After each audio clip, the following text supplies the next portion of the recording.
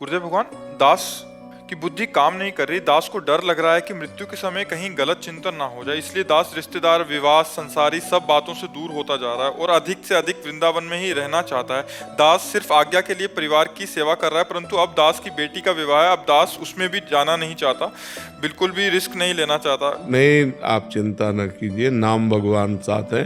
पर जब जो हमने कर्म किए हैं उनको हमें पूर्णता तक पहुंचाना चाहिए। तो जैसे बेटी है, अब हमारा कर्तव्य है कि उसके ब्याह में हमें पूर्ण रूप से योगदान देना चाहिए। तो नाम जप करते हुए, भगवान सर्वत्र हैं, भगवान बड़े हितैषी हैं। अगर अंतिम समय हम भगवान को भूल जाएंगे तो भगवान हमें नहीं भूलेंगे, ये हमें दृढ़ भरोसा रखना चाहिए। हमारा इसी जन्म में भगवत प्राप्ति होगी, ऐसा दृढ़ भाव रखना चाहिए। आप चिंता न करो, आप नाम जप करते हुए जरूर जाओ, जरूर ब्याह में सम्मिलित हो जा।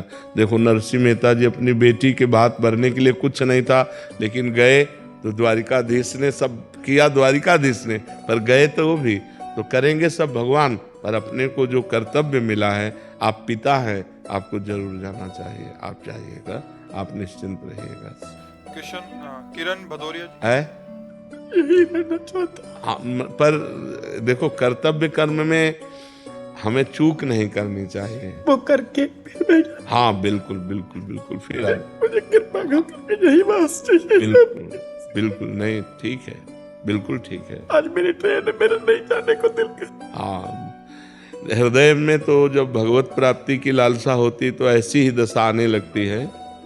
पर बहुत बड़ी कृपा है, और इसको गुप्त रखिएगा, किसी से कहिएगा नहीं कि मेरी रुचि क्या है। अपनी रुचि को छुपाइएगा। ये जितना बढ़ती जाएगी उतने भगवान के नज़दीक पहुंचते जाओगे आप। बस ये बहुत बड़ी चीज़ है, भगवान के लिए तड़पना, भगवान के लिए व्याकुल होना, भगवत स्मरण न छूट जाए ऐसा डरना, ये बहुत बड़ी चीज़ मिल गई है। बस इसे छुपा के रखिएगा और ऐसे संसारी बन करके रहिए कि कोई आपको जान ना पाए। घर जाइए तो एक संसारिक पिता बन करके जाइए और ऐसे कार्य कीजिए कि तुम्हें कोई जान, और अंदर अंदर पूरी बात भगवान की चले, पूरा निरंतर चिंतन भगवान का चले। बिटिया में श्री जी को देखो, दूल्हा में लाल जी को देखो, मेरे लाल लाडली लाल ही मेरे दूल्हा दुल्हन बने बैठे। यही आनंद है। हमें सब जगह भगवान देखना है, तो अपनी बेटी में लाडली जी को देखे और दामाद में लाल जी को देखे, प्रभु को देखे, बढ़िया आनंद रहेगा जी। किरण भदौरिया जी, मध्य प्रदेश, ग्वालियर से। राधे राधे गुरुदेव। गुरुदेव, कुछ समय पहले मेरे पति का देव लोक गमन हो गया। महाराज जी, मैं उनकी आध्यात्मिक उन्नति हेतु कोई कार्य कर सकती हूँ? हाँ, बिल्कुल कर सकती है। श्रीमद् भागवत का पाठ करा सकती है, नाम कीर्तन करा सकती है, संतों का भोज भंडारा करा सकती है, गौ सेवा कर सकती है। यही सब मंगलमय कार्य हैं, और कर कर वो पुण्य अपने पति को प्रदान कर सकते हैं। तो मैं संस्कृत के मूल बात का पाठ करती हूँ भगवद गीता, लेकिन मुझे बहुत सारे उसमें संस्कृत का अर्थ समझ नहीं आता। तो अर्थ से कोई मतलब नहीं, अगर मूल शुद्ध उच्चारण हो रहा है तो लाभ वैसे ही मिलेगा।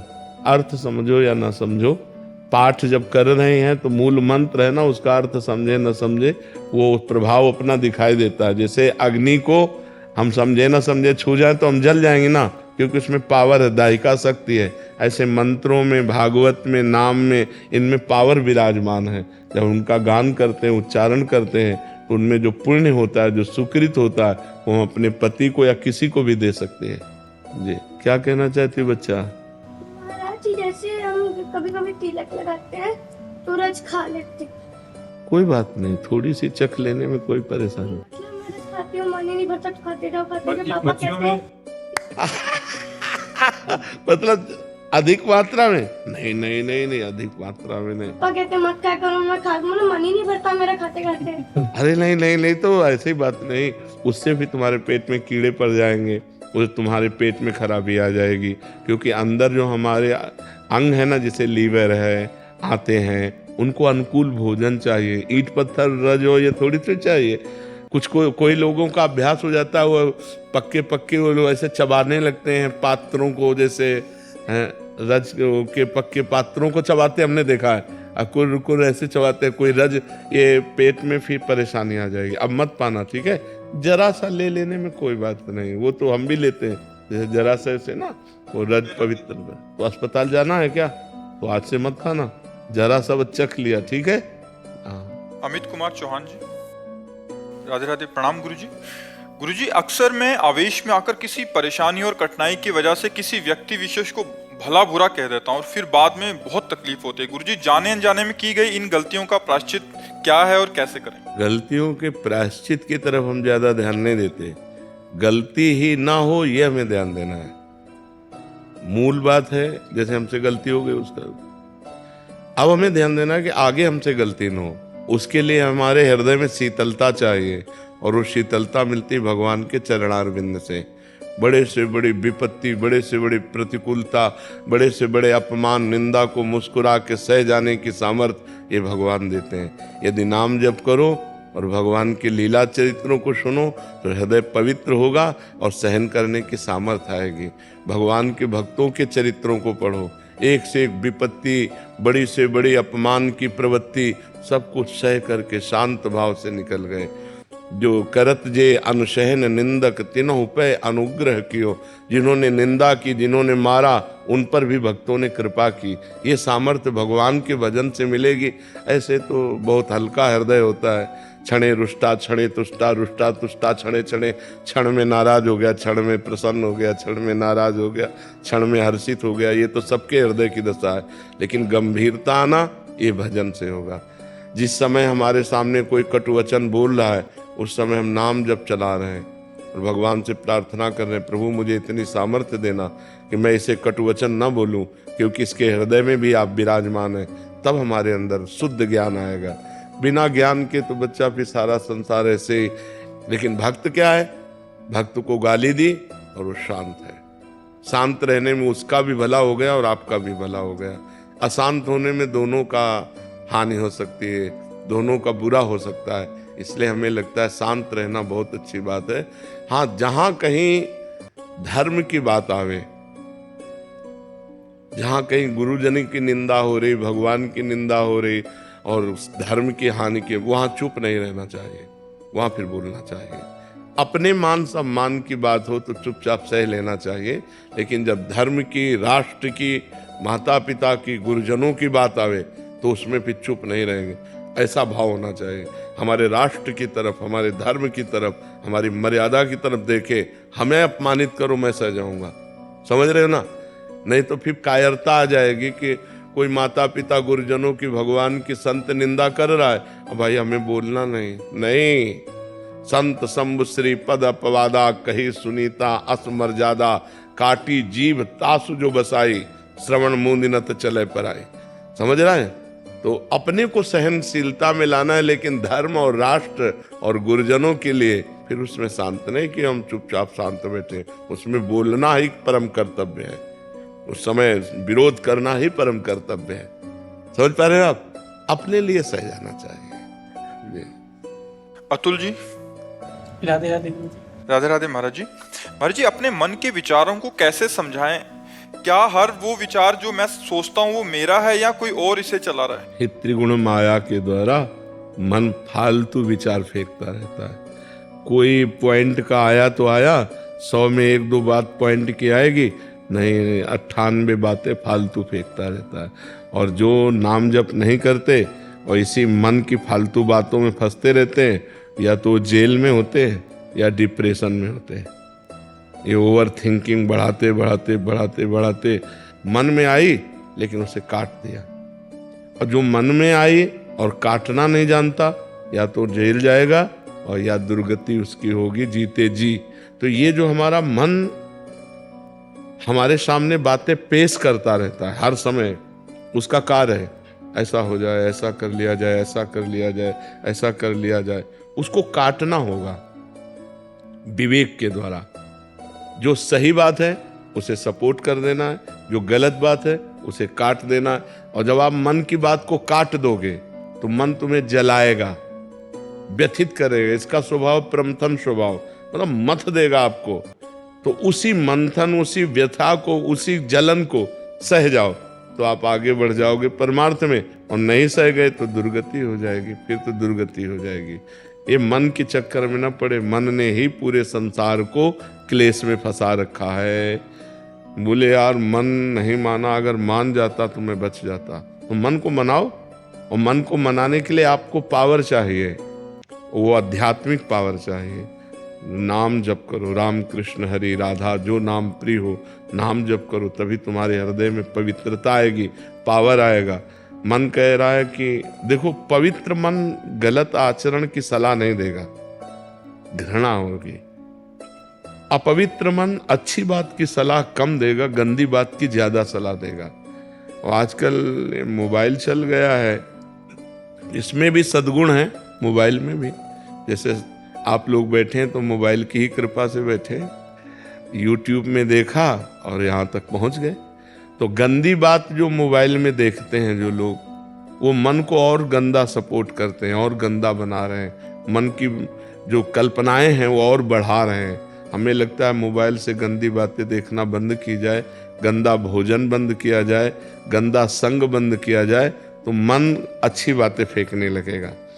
अगर हम गंदा भोजन करेंगे, गंदा संग करेंगे, गंदा दृश्य देखेंगे, तो वो गंदी बातें फेंकेगा, हमारे द्वारा फिर गंदी बातें होंगी और उसका परिणाम बहुत बुरा होता है। एक बार गंदा आचरण हो गया और वो प्रकाशित हो गया और हम फंस गए तो पूरा जीवन बर्बाद हो जाता है, समाज में कलंकित और जेल भोगना पड़ता है। इसलिए मन की कल्पनाओं को काटना सीखो, विवेक के द्वारा उनको काटो। जो गलत सलाह है उनको नकार दो, चाहे जितना कष्ट हो वो सह जाओ। 2 मिनट के लिए वो जलाता है, हमें लगता है अगर हम ऐसा कह लेते हैं तो शांति मिल जाएगी, आनंद मिल जाएगा। नहीं, वो घोर अशांति में फेंक देगा। अगर अभी मान जाओ, ना करो, तो शांत हो जाएगा। पर ये विवेक तभी काम करेगा जब अध्यात्म होगा। नाम जप करो, सत्संग सुनो, पवित्र भोजन, पवित्र संग करो, तब आपके अंदर पवित्र विचार आएंगे। हर्ष जी राजस्थान से। श्री हरिवंश महाराज जी, महाराज जी आप कह रहे हैं कि श्री वंशी अली जी, आप स्वयं या बहुत सारे अन्य महापुरुषों ने कष्ट में भागवतिक एवं निरंतर लक्ष्य पर केंद्रित रखते हुए ऐसी कठोर तपस्या या अविरल दिनचर्या किया, तो हम जैसे कैसे? ये जो है बाहरी बातें हैं। जब हमारा लक्ष्य बन जाता है तो फिर कष्ट की गिनती नहीं होती। कष्ट की गिनती तभी होती है जब हमारा लक्ष्य नहीं बनता। ये जब इष्ट से मोहब्बत हो जाती है तो फिर कुछ परवाह नहीं रहती। प्यार दुख और दर्द नहीं देखता। अगर दुख और दर्द देखे तो प्यार नहीं होता। प्यार में देखो कितनी बड़ी ताकत है। एक लड़का और एक लड़की जब मिल नहीं पाते तो दोनों जहर खा लेते हैं। सोचो कि हम मिल नहीं पाए तो हम बिछुड़ भी नहीं सकते। एक सांसारिक प्यार इतना बलिदान कर सकता है, और एक भागवतिक प्यार, उसमें हम अपने शरीर को लेके बैठे हैं कि हमारे शरीर में पीड़ा है, हमारा भूख प्यास कष्ट मान अपमान ये सब सह करके तब भगवान के मार्ग में चला जाता है। इसमें डरने की कोई बात नहीं और इसमें बहादुरी कोई नहीं होती। उस प्यार में इतना दम होता है। बोले मौज है, पक्की मौज है, मस्त मौज है, संसारिक कच्ची मौज है, परिवर्तनशील है। थोड़ी देर नाच रहे हैं, थोड़ी देर के बाद रोने लगेंगे, थोड़ी देर के बाद चिंताग्रस्त हो जाएंगे। और भगवान में ऐसी मौज होती है कि मरने से सब जग डरा मेरो मन आनंद, कब मरी हो कब भेटी हो पूरन परमानंद, कब शरीर छूटे हो कब भगवान की लीला में प्रवेश करें परमानंद। मृत्यु भी महोत्सव हो जाती है, मृत्यु भी महोत्सव हो जाती है भगवान से जुड़ने पर। ये केवल बातों से नहीं, भजन करने से। जितना हम भजन करेंगे उतना हमें आनंद मिलेगा। और ये बाहरी कष्ट तो देखो अनेक जन्म हो गए, पता नहीं किस जन्म में कौन सा पाप हुआ, कौन सी गलती हुई, तो गलती करने वाले हम रहे। शरीर नया है तो भोगना तो पड़ेगा ही, अवश्य में भोक्तव्यम। तो ये भगवान की कृपा है कि वो अपनी गोद में बैठाल के भुगा रहे हैं कि हमको दुख दर्द नहीं है, हमको परेशानी नहीं, दुख दर्द होते हुए परेशानी होते हुए भी नहीं है।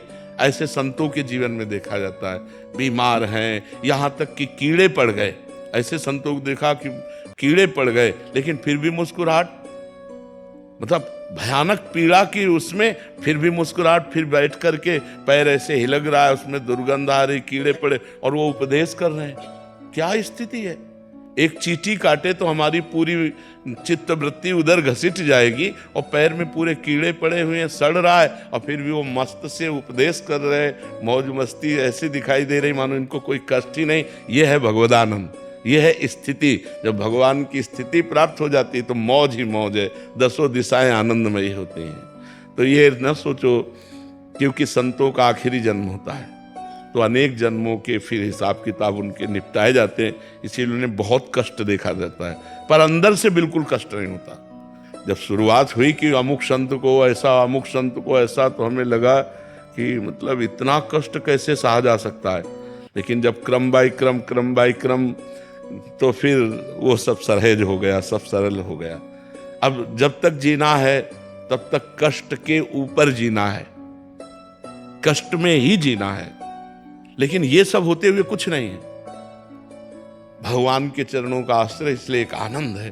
तो ऐसे हमें क्या, हम तो तुच्छ हैं। एक से एक बड़े महापुरुष संत हुए जो लाडली लाल के प्रेम में भयानक पीड़ाओं को हंस के काट लिया। वही बात हम आप लोगों को समझाते हैं कि संघर्ष, विपत्ति, दुख ये आएंगे जीवन में, कोई भी हो। मृत्यु लोक में जन्म लिया है तो ये आएंगे, पर इनसे लड़ने के लिए तो तैयार रहो।